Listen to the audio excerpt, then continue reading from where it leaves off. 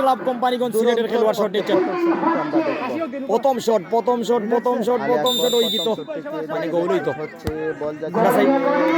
যেতে যেতে বাহিরে গোল করতে পারেন তাহলে কিন্তু এগিয়ে যাবে, সুযোগটা তাদের দিকে।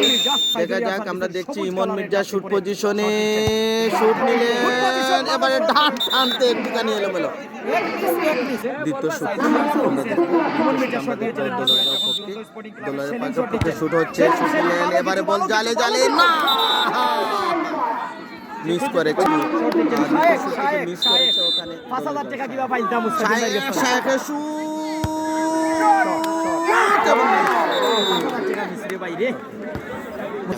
এবারে কি হয় ওখানে দোলরগাঁও 7 নম্বর জার্সি ফুটবলার শুট নিলে